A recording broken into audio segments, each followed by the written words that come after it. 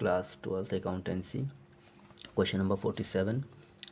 Question number 47 कहता है कि दो पार्टनर्स हैं ए और बी जिनका प्रॉफिट शेयरिंग रेशियो था 2:1।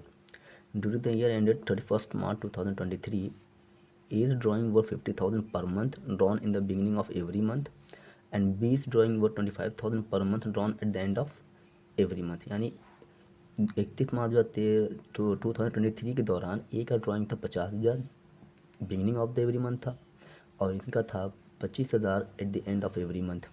तो after the preparation of final account it was discovered that interest on as drawing at the rate of 12% per annum was not taken into consideration. यानी एक मतलब फाइनल अकाउंट बनाने के बाद एक साल बाद ये पता चला कि जो ए का ड्राइंग था यानी ए के ड्राइंग पर इंटरेस्ट ऑन ड्राइंग चार्ज नहीं हुआ है, बी पे हुआ है लेकिन ए पे नहीं हुआ है।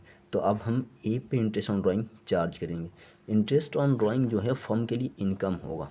इनडायरेक्टली हम ये कह सकते हैं कि फर्म को प्रॉफिट होगा तो पार्टनर्स को भी प्रॉफिट हो। अब निकालते हैं एवरेज पीरियड सबसे पहले, क्योंकि बिगिनिंग है तो एवरेज पीरियड क्या होगा। फॉर्मूला आपको याद होगा, time left after first drawing plus time left after last drawing upon 2। तो टाइम ले पहला ड्राइंग कब करेगा, 1 अप्रैल को, बिगिनिंग है तो 1 तारीख को करेगा, मिडिल रहेगा तो 15 को करेगा और क्या कहते हैं एंड रहेगा तो 31 या 30 को करेगा। अगर 1 अप्रैल को करेगा तो कितना पूरा महीना बचेगा, पूरा 12 बचेगा क्योंकि पूरा अप्रैल भी बच रहा है। और लास्ट ड्राइंग कब होगा, 1 मार्च को होगा। 1 मार्च को करेगा तो कितना महीना बचेगा, 1 महीना। कैसे, क्योंकि 1 मार्च को करेगा तो मार्च तो पूरा बच ही रहा है, तो इस वजह से हम कहेंगे कि 1 महीना बच रहा है। तो ड्यूरिंग पीरियड कितना मतलब कितना आ गया, एवरेज पीरियड 6.5 मंथ आया। तो इंटरेस्ट ऑन ड्राइंग अगर निकालें हम तो 50,000 इंटू 12 अपॉन 100 इंटू 6.5 अपॉन 12। ये पॉइंट हटेगा, ज़ीरो लगेगा तो 1 0 1 0 1 1, ये 2 0 2 0 फिर कटेगा, 12 को से कट कर देंगे। अब ये देखेंगे 12 5 60, 600 इंटू 65। ठीक, इसमें मल्टीप्लाई करेंगे 30 का 0, 3 कैरी 36 39, यानी कितना आया 39,000। तो ये इंटरेस्ट ऑन ड्राइंग जो आएगा फर्म के लिए क्या है, इनकम है। तो फर्म के लिए इनकम है, फर्म इनसे लेगा तो ये होगा डेबिट, कितना 39,000। बी तो नहीं देगा तो टोटल 39,000 कौन लेगा, फर्म लेगा।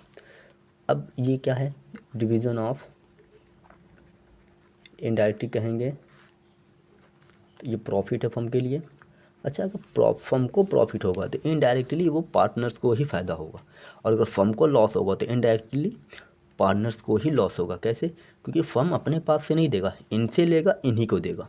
अगर इनकेस लॉस होता फर्म को तो बियर कौन करेगा, पार्टनर्स ही बियर करेंगे, क्योंकि उन्हीं में क्या कहते हैं वो ट्रांसफ़र करेगा कि 50,000 का लॉस आया, 25,000 आप इक्वली है तो 25,000 आप देंगे, 25,000 आप देंगे। 50,000 का प्रॉफिट आया तो 25,000 आप लेंगे, 25,000 आप लेंगे। फर्म तो आर्टिफिशियल कंपनी है, फर्म को आर्टिफिशियल पर्सनल अकाउंट है, वो उसको बनाया गया है, तो फर्म के पास अपना पैसा कुछ नहीं है, वो इन्हीं से लेगा, इन्हीं को देगा।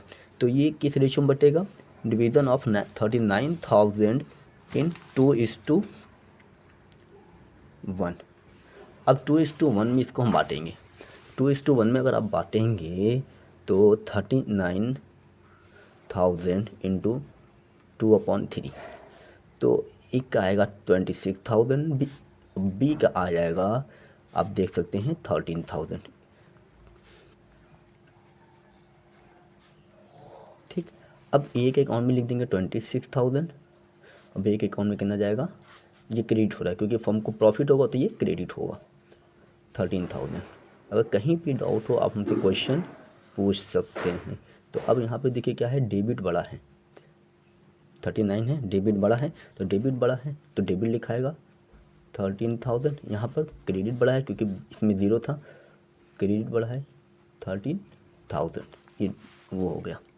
अगर जर्नल एंट्री बनाए हम लोग, जर्नल एंट्री क्या बन जाएगा आपका, जर्नल एंट्री बनेगा